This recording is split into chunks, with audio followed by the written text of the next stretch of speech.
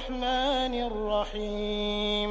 جناب ابراہیم قربان گاہ کو صاف کر رہے تو جو اسماعیل کے پاس آ کے بیٹھ گیا، حضرت اسماعیل کا دامن ہلایا۔ حضرت اسماعیل نے دیکھا، ہاں کون ہے تو؟ ذی الحج اسلامی سال کا آخری مہینہ، محرم اسلامی سال کا پہلا مہینہ، اسلامی سال کی انتہا ذی الحج سے، ابتدا محرم سے، آخری مہینے میں بھی قربانی، پہلے مہینے میں بھی قربانی۔ اللہ نے دو قربانیوں والے مہینے بھی اکٹھے رکھے، اس لیے کہ جن کا ذکر دونوں مہینوں میں ہے یہ درود میں بھی اکٹھے ہے۔ ذی الحج کا چاند آسمان پہ آیا تو جو سب سے پہلی یاد آئی وہ حضرت ابراہیم اور فرزند ابراہیم حضرت اسماعیل کی تھی۔ محرم کا چاند جو سب سے پہلا تخیل ذہن میں ابھارے گا وہ حسین ابن علی کا، لیکن دونوں مہینوں میں کچھ مطابقت بھی ہے اور ایک فرق بھی ہے۔ مطابقت کیا ہے کہ یہاں بھی پہلے 10 دن، وہاں بھی پہلے 10 دن، یہاں بھی 9 دن یاد 10ویں دن قربانی، وہاں بھی 9 دن یاد 10ویں دن قربانی ہے۔ یہ بھی تذکرہ ہے، وہ بھی تذکرہ ہے، یہ بھی عشق ہے، وہ بھی عشق ہے، یہ بھی نبی کے گھر کی بات ہے، وہ بھی نبی کے گھر کی بات۔ رات کے اس پہر میں اس جملے پہ جو بندہ بولے وہ تائید کا حق ادا کرے، مگر دونوں میں فرق ہے، یہ خواب ہے، وہ تعبیر ہے۔ مالک حسین ان ہاتھوں کو سلامت رکھے، بادشاہ اس تائید کے حق کو سلامت رکھے۔ بسم اللہ۔ وہ خواب، بسم اللہ سرکار، یہ تعبیر، اس میں دیکھا، اس میں کیا۔ جملہ بدلتا ہوں، جو ابراہیم نے دیکھا وہ حسین نے کیا۔ اتنا فرق ہے نبوت میں اور امامت میں۔ نبوت جسے صرف دیکھتی ہے، امامت اسے کرتی۔ لیکن ذی الحج کا چاند آیا، ٹیلی ویژن اور اخبارات بھر گئے، مسجدوں کے لاؤڈ سپیکر کھل گئے، مولویوں نے اپنے بچوں کو حضرت ابراہیم کی کہانی سنانی شروع کر دی۔ یہ مہینہ منسوب ہے حضرت ابراہیم سے، ہر مسجد میں واقعہ پڑھا گیا، پڑھا جائے گا، پڑھتا جائے گا کہ مسلمان علماء اپنے بچوں کو بتائیں کہ یہ مہینہ منسوب ہے ابراہیم سے۔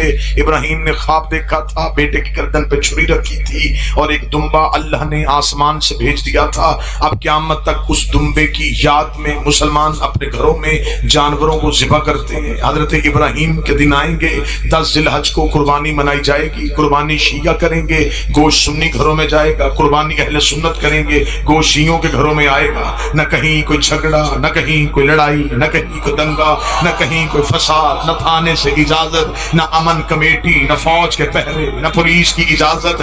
وہ کس کی یاد ہے؟ ابراہیم کی۔ محرم کس کی یاد ہے؟ حسین کی۔ اس کا مطلب ہے ابراہیم کی یاد میں کوئی لڑائی نہیں، حسین کی یاد میں سارے جھگڑے۔ مولوی ہمیں اتنا بتا، تو نے کلمہ ابراہیم کا پڑھا ہے یا محمد کا پڑھا؟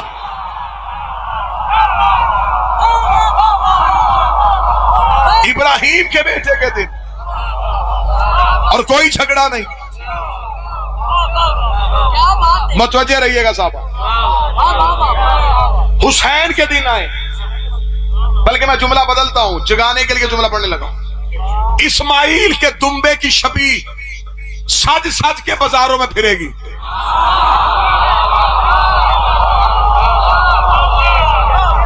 نہ کسی کا مذہب خطرے میں،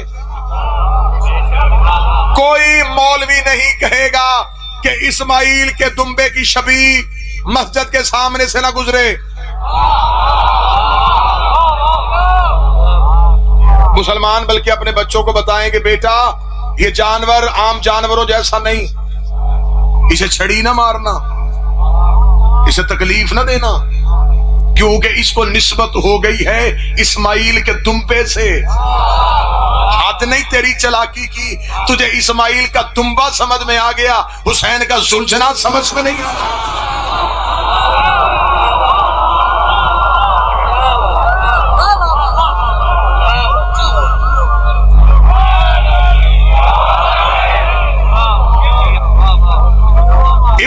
کی یاد سب نے منائی، حسین کی یاد میں ہم تنہا،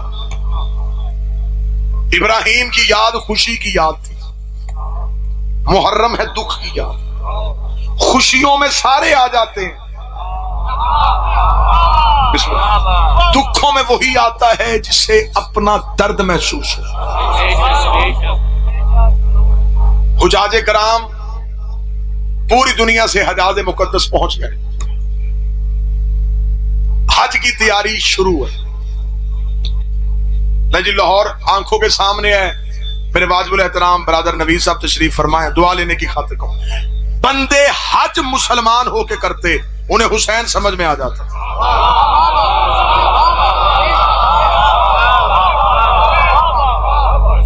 لاہور والوں لوگوں نے حج کیا فیشن سمجھ، حج کیا رواج سمجھ، حج کی حقیقت کو نہیں سمجھا۔ اللہ نے محرم سے چند دن پہلے بندے اپنے گھر بلا کے ان سے پریکٹیکل کروا کے انہیں حسین سمجھایا ہے۔ اب آپ کی یہ واہ واہ جو ہے نا، یہ داد جو ہے، یہ خشک داد ہے، وہ اس لیے کہ ابھی تک میں نے دلیل نہیں دی۔ رائتی نمبر لینے کا میں کبھی بھی زندگی میں حقدار نہیں رہا کہ آپ رائتی نمبر دیں، بات آپ سمجھیں گے پھر داد آئے۔ اب لوگوں نے حج کیا، میں نے کہا کہ اللہ نے گھر بلا کے حسین سمجھایا۔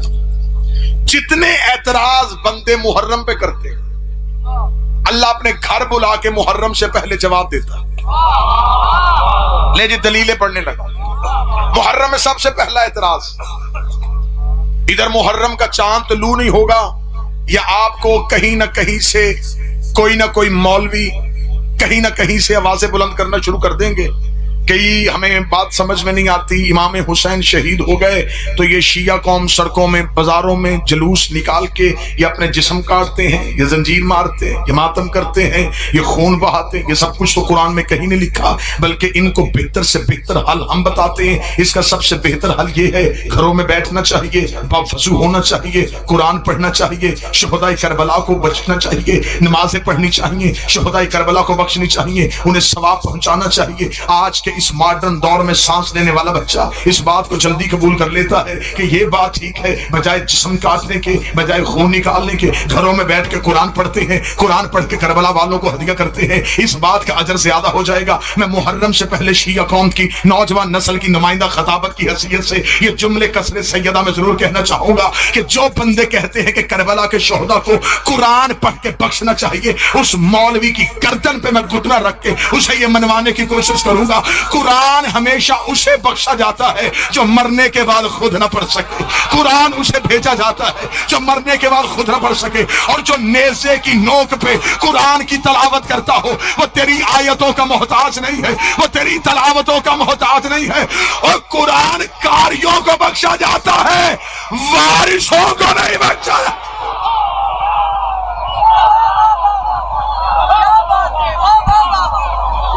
کوئی بیداری چاہیے؟ قرآن مرنے والے کو بخشا جاتا ہے، زندہ کو نہیں۔ اچھا چل، ہمیں اعتراض قبول ہے، ہم بڑے اعلیٰ ظرف لوگ ہیں، ہم اعتراض قبول کرتے ہیں، لیکن ہم اعتراض کا جواب اعتراض کی صورت میں دیں گے۔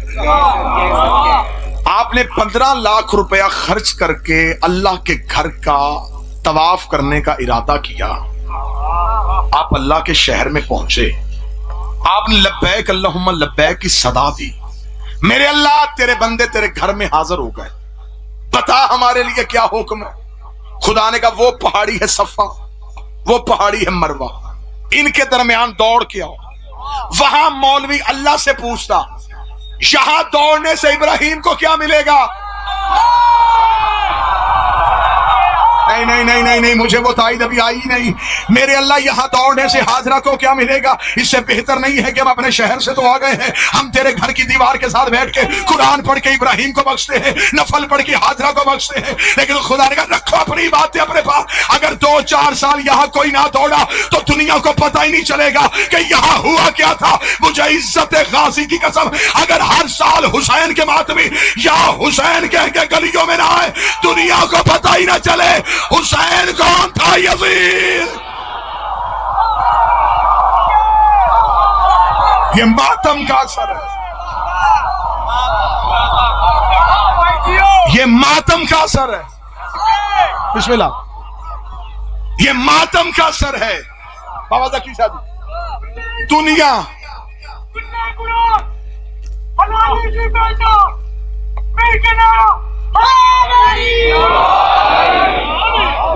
یہ ماتم کا موجہ پیر جہانی ہے. سچ، دنیا کو تمہاری تعداد سے خوف نہیں آتا، تمہارے ماتم کی جھنکار سے خوف آتا.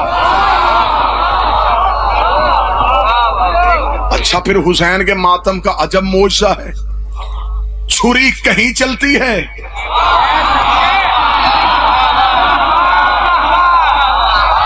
کلیجہ کہیں کٹ جاتا.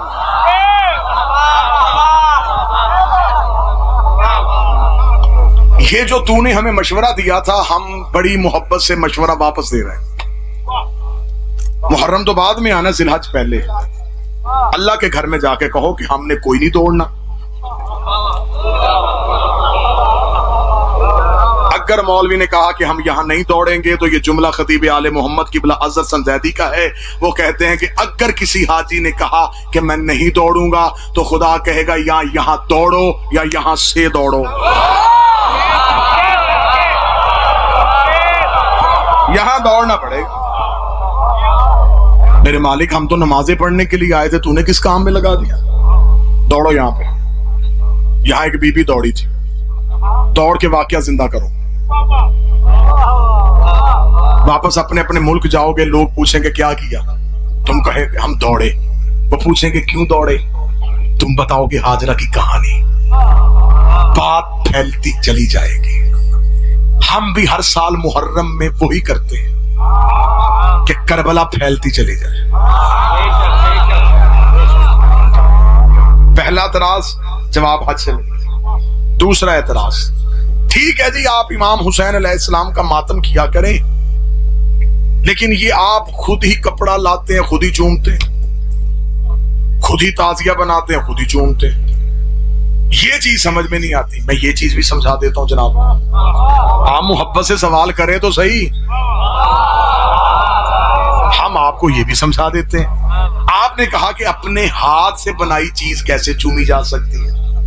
آپ حج کرنے کے لیے گئے، وہاں آپ صرف غلاف کعبہ نہیں چوم کے آئے، وہاں آپ ایک پتھر بھی چوم کے آئے. جو بندہ یوں یوں کر رہا ہے نا، وہ ٹی وی پہ لائیو حج ضرور دیکھے کہ جو میں کہہ رہا ہوں ایسا حج میں ہوتا ہے. حجر اسود کر ہر بندہ نہیں پہنچ سکتا نوید بھائی، وہاں لاکھوں کا ہجوم ہوتا ہے. اور جو حجاج کرام پہلی بار جاتے ہیں، ان کی حسرت، ان کی خواہش تو بڑی ہوتی ہے زوار بھائی کہ کسی نہ کسی طریقے سے ہم حجر اسود تک پہنچ سکیں. لیکن جب وہ حجر اسود تک نہیں پہنچ سکتے، وہ رش سے گھبرا جاتے ہیں، تو وہاں پہ کھڑے ہوئے معلمین سے پوچھتے ہیں کہ ہماری بڑی حسرت تھی، ہم حجر اسود کا بوسہ لیں، ہم حجر اسود تک نہیں پہنچ سکتے، ہمارے لیے شریعت میں کوئی دوسرا رستہ ہے؟ انہوں نے کہا ہاں دوسرا رستہ ہے. جب تم طواف کعبہ کرتے ہوئے حجر اسود کے بالکل سامنے آ جاؤ تو اپنے ہاتھ کو اپنے احرام سے نکالو، اپنے دائیں ہاتھ کو حجر اسود کی جانب کرو اور پھر اپنے ہاتھ کو حجر اسود سمجھ کے چومو، اپنے ہاتھ کو حجر اسود سمجھ کے چومو. رکھ مولوی کے سر پہ قرآن، چوما ہاتھ تھا، ثواب حجر اسود کا کیسے ہو گیا؟ وہ کہتے چومتے ہم ہاتھ ہیں لیکن ذہن میں حجر اسود ہوتا ہے، اور چومتے ہم تعزیہ ہیں، ذہن میں روزہ حسین.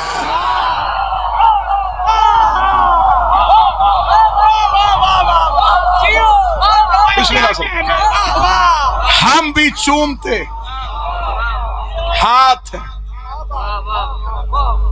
کو بات سمجھ میں آ رہی ہے نہیں؟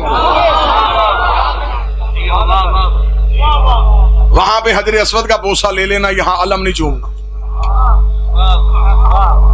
وہاں ہاتھ چوم لینا، یہاں تعزیہ نہیں چومنا. اچھا ٹھیک ہے جی، ہم مجلسوں میں بھی آ جائیں گے، علم کا احترام بھی کر لیں گے، لیکن ایک بات جو ہمیں بہت چبھتی ہے جی، وہ کیا ہے؟ آپ صرف آل محمد کی باتیں کیا کریں، نہ کیا کریں.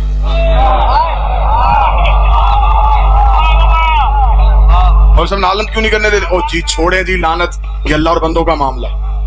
جس نے غلط کیا ہوگا اللہ سزا دے گا.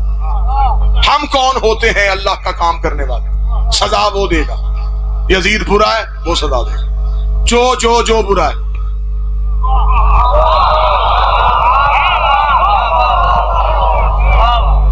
اللہ سزا دے گا۔ آپ لعنت کیوں کرتے ہیں؟ اچھا آپ کو ہماری لعنت اچھی نہیں لگتی تو جناب حج کرنے گئے تھے، طواف کر کے آتے، شیطان کو پتھر کیوں مار کے آئے ہو؟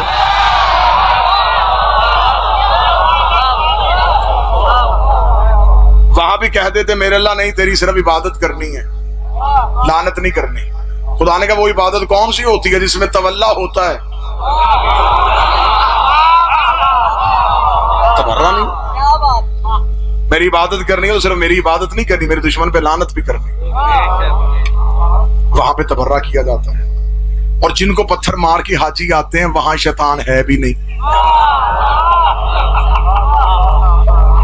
بندے پریشان ہو کے مجھے دیکھ رہے، میں پہلی بار حج پڑھ رہا ہوں، ایسا نہیں ہوتا، وہاں پر شیطان ہے، دیواریں بنی ہوئی، دیواروں کو پتھر مار رہے۔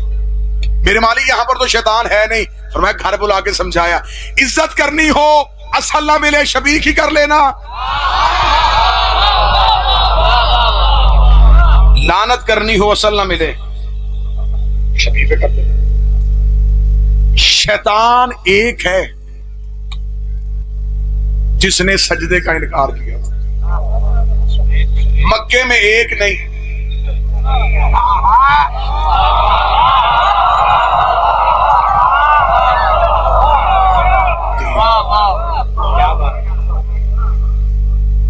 میں غلط کہہ رہا ہوں؟ وہاں بڑی جذباتی قوم ہے جی، مجھے میرا کام نہیں کرنے دے گا، میں بات پوری بھی کروں گا اور دلیل سے بھی کر دوں گا۔ شیطان وہاں پہ تین کیوں ہے؟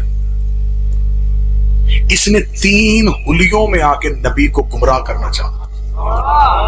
خدا نے کہا قیامت تک اس کے تینوں حلیوں پہ لعنت کرو۔ مطلب شیطان کو وہاں پتھر مارے جاتے ہیں، پتھر کیوں مارے جاتے؟ جب حضرت ابراہیم حضرت اسماعیل کو لے کے گھر سے نکلے، اس نے پہلا حملہ کیا نبی کی بیوی پہ۔ یہ پہلی بار اس نے آسان ٹارگٹ پہلے چنا۔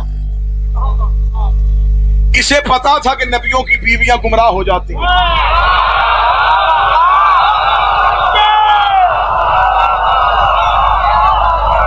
بات پوری سن لینا، نوح اور لوط کی بیویاں گمراہ ہو گئی تھیں۔ اب لاہور میں جو بندہ 70 کا لہو کرے گا وہ میرا لہو کرے گا۔ ابراہیم کی بیوی ہاجرہ پہ حملہ یہ سوچ کے ابلیس نے کیا کہ نبی کی بیوی گمراہ ہو سکتی ہے، لیکن اس بدبخت کو یہ نہیں پتا تھا کہ نبیوں کی بیویاں گمراہ ہو جاتی ہیں، معصوم کی مائیں گمراہ نہیں۔ صرف ابراہیم کی بیوی ہوتی گمراہ ہونے کا خدشہ تھا، اسماعیل کی ماں بھی تھی، معصوم کی ماں۔ اللہ نے نوح کی بیوی نافرمان تھی، اللہ نے اولاد دی، اس نے بیٹا بھی گمراہ کر لیا۔ اکثر بچے امیوں کی وجہ سے جہنم میں چلے جائیں گے۔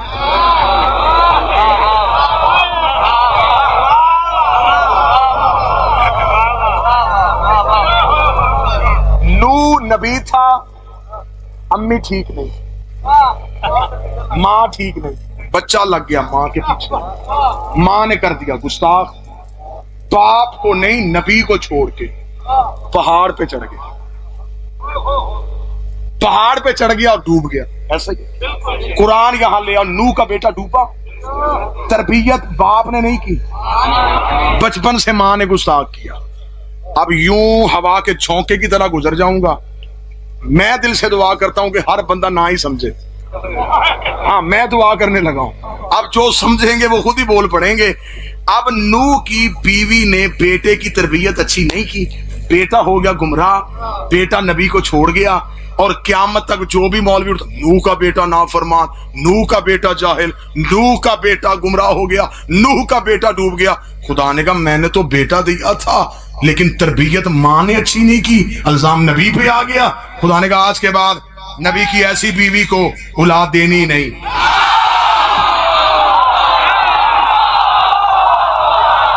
بیٹھا کوئی بندہ مجلس میں یہ چلے گا.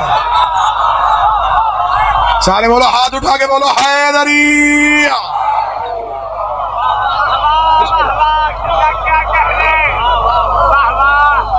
آج کے بعد کسی بھی ایسی پیر تک کی شادی, نبی کی ایسی بیوی کو اولاد نہیں دیتی. تربیت مائیں اچھی نہیں کرتی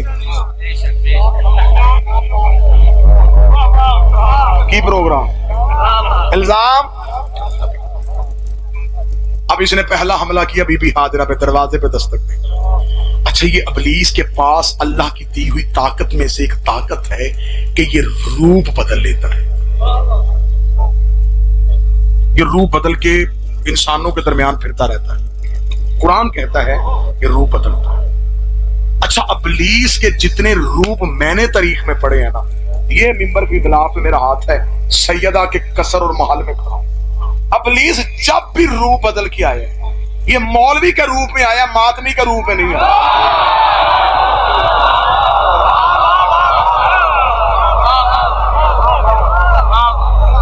روح بدلا. معصوم سے ایک بندے نے آ کے پوچھا تھا, اس نے کہا مولا یہ ابلیس روح بدلتا ہے؟ امام نے فرمایا بالکل بدلتا ہے, یہ نبیوں کے سامنے شکلیں بدل کے آتا ہے تو نبی پہچان لیتے ہیں. اس نے کہا مولا معصوم کی آنکھ میں اتنی طاقت ہوتی ہے کہ معصوم پہچان لیتا ہے کہ یہ انسان نہیں, یہ شیطان ہے, ہم تو غیر معصوم ہیں, اللہ نے ہمیں تو وہ طاقت بخشی نہیں ہے, تو ہمیں بھی کوئی نشانی بتا دے کہ ہمیں بھی پتہ چل جایا کرے کہ یہ بندہ انسان ہے, یہ شیطان ہے. جو بندہ رات کے اس پہر میں مقدر کی طرح جا کر وہ جملہ سمجھے گا. معصوم نے مسکرا کے فرمایا جہاں کہیں ایسا شک ہو, ہمارے دادے علی کے فضائل پڑھنے شروع کر دیا کرو. سامنے والا چہرہ کھل جائے تو سمجھنا انسان کا بچہ بیٹھا ہے, اگر چہرہ بگڑ جائے سمجھنا شیطان کا.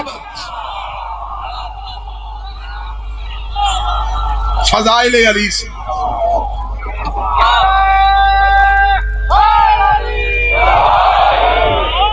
پہلا حملہ کیا اس نے,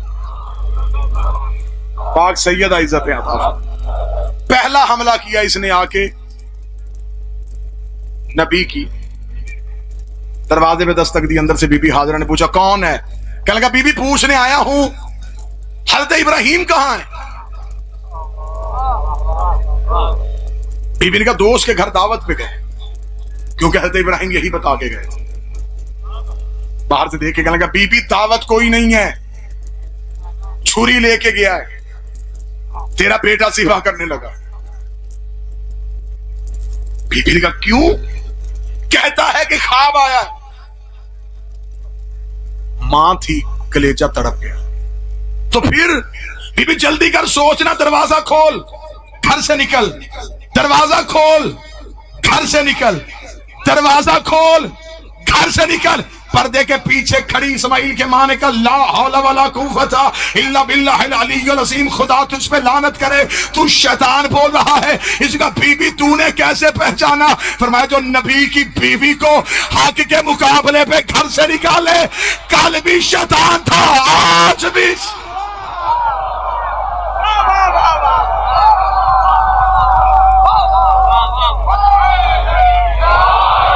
تو نے نبی کی بیوی کو نکالنے, تو شیطان ہے. اب جب پہلے شیطان کو کنکر ماری جاتی ہے تو صرف شیطان کو نہیں لگتی, ہر اس بندے پہ لعنت ہوتی ہے جس نے جس دور میں جس بھی نبی کی بیوی کو حق کے مقابلے پہ گھر سے نکالا. اب یہ وہاں سے تو لعنت لے کے واپس آ گیا, اب حضرت ابراہیم کے پیچھے پیچھے چل رہا ہے. حضرت ابراہیم نے دیکھا کہ پیچھے کوئی آ رہا ہے. حضرت نے کہا کون ہے؟ کہنے لگا ہمدرد ہوں تیرا. کیوں آ رہا ہے میرے پیچھے؟ یہ معصوم سا بچہ لے کے کہاں جا رہا ہے؟ حضرت ابراہیم نے کہا قربان کرنے جا رہا ہوں. کیوں؟ حضرت ابراہیم نے کہا میں نے خواب دیکھا, میں نے خواب کی تعبیر کرنی ہے. کہنے لگا جانے دے ابراہیم, خواب تو ہم بھی دیکھتے ہیں, ہم نے تو کبھی بیٹے سپاہ نہیں کیے. اتنا کہنا تھا, ابراہیم نے یوں پھیرتے ہوئے زمین پہ جھک کے پتھر اٹھائے, لا حول ولا قوت, وہ تو شیطان ہے. کہنے لگا ابراہیم تو نے کیسے پہچانا؟ فرمایا جو نبی کو اپنے جیسا سمجھے.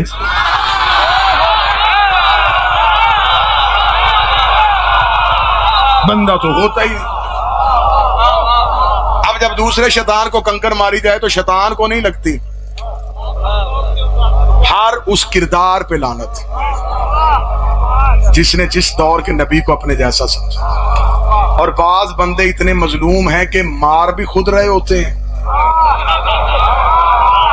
کہا گیا بریک مجمع، لگ بھی خود رہا. اب اس نے تیسرا حملہ کیا جناب اسماعیل پہ. جناب ابراہیم قربان گاہ کو صاف کر رہے تو جو اسماعیل کے پاس آ کے بیٹھ گیا. حضرت اسماعیل کا دامن ہلایا. حضرت اسماعیل نے دیکھا ہاں کون ہے تو؟ کیا لگا اسماعیل پاپا سپا کرنے لگا ہے، بچ جا، زندگی بچا، ماں دروازے پہ انتظار کر رہی ہے، جلدی چلا جا. اسماعیل کا باپ کیا سوچے گا کہ جھوٹ باپ کو بوڑھا ہو گیا ہے، بڑھاپے میں ذہن کام نہیں کرتا. اتنا کہنا تھا بچپن کے نبی کو جوانی والا چلا رہا ہے. لا حول ولا قوت. تو نے کیسے پہچانا؟ جب نبیوں کے دماغ میں شک کرے انسان نہیں ہوتے شیطان. تو نے نبی کے دماغ میں، تو انسان نہیں تو شیطان. اب خدا نے کہا قیامت تک کے لیے اس تینوں کرداروں پہ لعنت کرو. حضرت ابراہیم نے قربانی والی جگہ کو صاف کیا، اسماعیل کو لٹایا، آنکھوں میں پٹی باندھی، پاؤں میں رسی باندھی، جیب سے چھری نکالی، بیٹے کے سر پہ شفقت کا ہاتھ پھیرا، گردن پہ چھری رکھ کے چہرے کو پھیرا، تیز چھری چلائی، گرم لہو ہاتھ میں آ کے پڑا، جلدی سے پٹی کھولی، دیکھا تو دمبا تڑپ رہا. اسماعیل پاس وہ آسمان گیا، میرے اللہ قربانی قبول کیوں نہیں کی؟ میں اٹھ جا، خلیل ہے عاشق نہیں.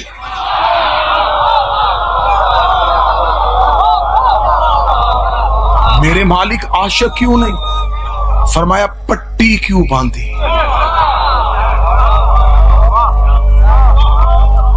میرے اللہ میرا بیٹا تھا. فرمایا میری محبت میں دوسری محبت آئی کیوں؟ تجھے نہیں پتا میں لا شریک ہوں، میں شرکت برداشت نہیں کرتا. ابراہیم کے ہاتھ میں بیٹے کا لہو تھا، منہ آسمان کی طرف کر کے کہا اب آنکھوں کے سامنے بیٹا ذبح کروں؟ یا تو باپ نہ بناتا. ایسے کیسے ہو سکتا ہے؟ خدا نے کہا انتظار کر، دکھاؤں گا میں تیری قربانی کو ذبح عظیم میں بدل رہا ہوں. ابراہیم انتظار کرتا رہا. 10 محرم ادھر حسین نے اکبر کے جگر سے برسی کا پھل نکالا. آواز پروردگار آئی، ہاں ابراہیم تو نے کہا تھا کہ ایسے باپ کون سے ہوتے ہیں. ابراہیم نے دیکھا نہ حسین کی آنکھوں میں پٹی، نہ اکبر کے پاؤں میں رسی. ابراہیم کی آواز آئی، اٹھ اسماعیل واپس چلیں، یہ اور ہیں ہم اور.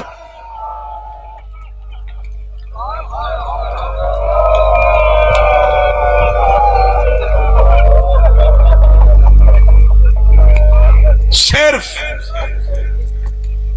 اسماعیل کی گردن پہ چھری رکھنے کا نشان تھا. اسماعیل گھر آئے، ماں کو ساری کہانی سنائی. اماں میں لیٹ گیا تھا، اماں میرا ارادہ تھا کہ چھری چل جائے، اماں اللہ نے مجھے بچا لیا. تفسیر قرآن کہتی ہے ماں اپنی جگہ سے اٹھی، رو کر اسماعیل گلے کے بٹن کھول، مجھے وہ جگہ دکھا جہاں چوری رکھی تھی. اسماعیل نے جگہ دکھائی، ماں نے 7 بوسے لیے. کتابیں کہتی جتنی دیر ہاجرہ زندہ رہی روز اسماعیل کی وہ جگہ چومتی، سجدہ شکر کا ادا کر کے دی میرا شکر ہے میرا لال بچ گیا. اگر چھری چل جاتی تو میں بیٹے سے پہلے ہی مر جاتی. آواز پروردگار آئی، ہاجرہ انتظار کر میں تجھے کوئی ماں دکھاؤں گا. ادھر ہاجرہ کربلا کے ٹیلے پہ کھڑی تھی. جب 70 قدم کے فاصلے پہ زینب نے سر پہ قرآن رکھا. حسین کی آواز آئی زمین نیچے ہو جا. آواز آئی اونچی ہو میں حسین کا سجدہ دیکھوں.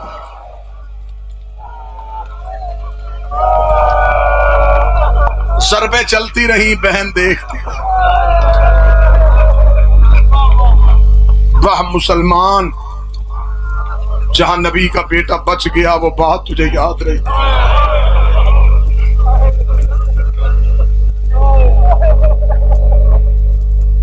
یہ میرے بدیا، میرے لیے سعادت ہے کہ میں مخدومہ کے شہر میں کھڑا ہوں. جس بی بی کے نام کے ساتھ یہ شہر منسوب ہے اور جن کی دہلیز کی عطا ایک ذاکر میرے ساتھ ممبر پہ ہے. یہ وہ علی کی مظلومہ بیٹی ہے جو کربل سے پہلے اجڑی ہے.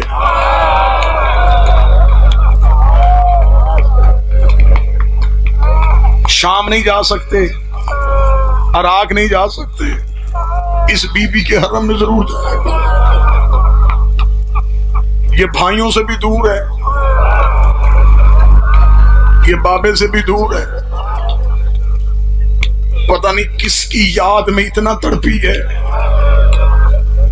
رکھ میرے سر پہ قرآن، علی کی ہر بیٹی بڑی عزت والی ہے، لیکن علی کی ہر بیٹی نے کربلا میں صرف بیٹے دیے. یہ تیرے حصے کی لاہور والی ملکہ وہ ہے جس نے شام میں غریباں ایک بیٹی بھی دی ہے.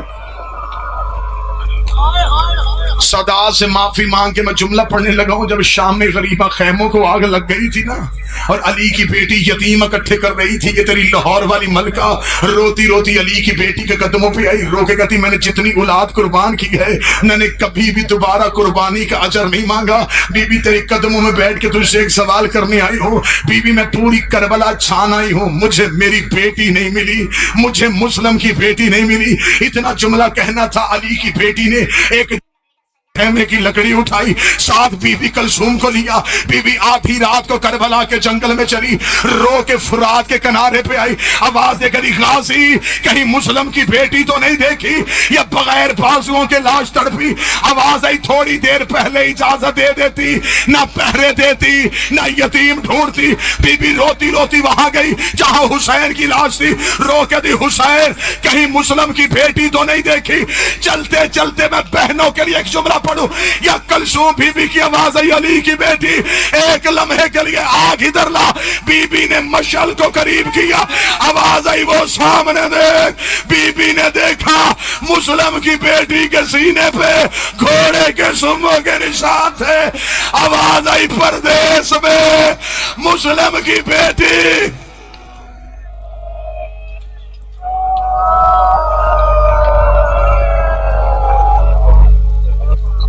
قبر بنائی علی کی بیٹیوں نے. کتنی بڑی مظلومہ ہے جس کی بیٹی کربلا سب سے پہلے اجڑ گئی. لوگ ہم سے کہتے ہیں شیعہ عید نہیں کرتے، ہم کریں تو کریں کیسے؟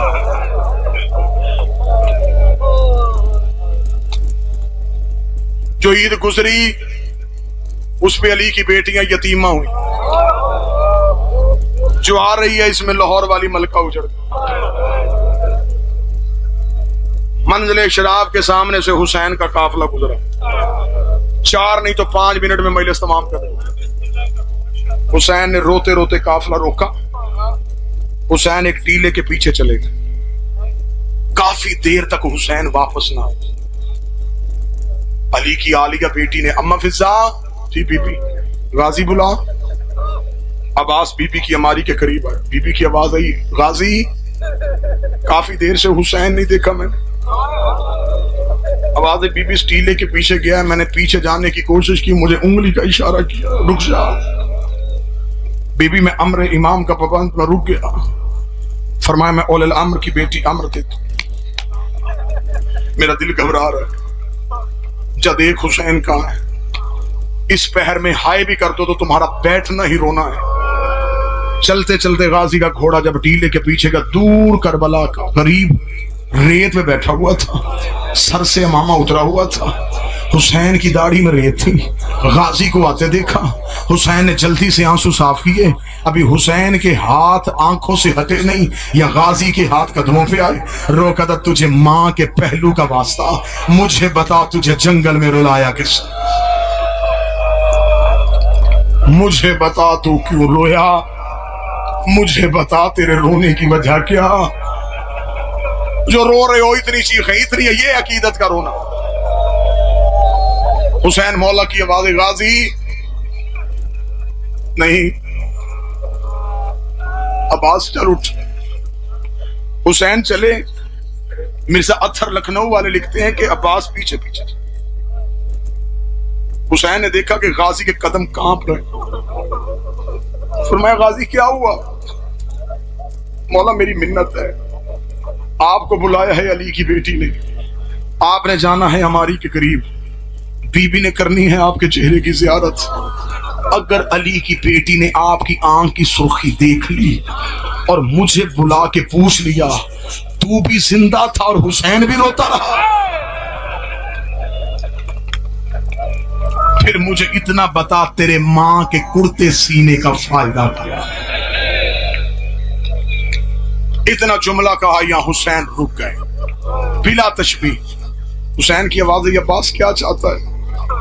مولا پوچھنا چاہتا ہوں کیوں رویا؟ اب جوان ماتم کی تیاری کرنا جو غازی کے نوکر بیٹھے ہو، اتنا جملہ کہنا تھا۔ سخی عباس کی آنکھوں میں آنسو تھے۔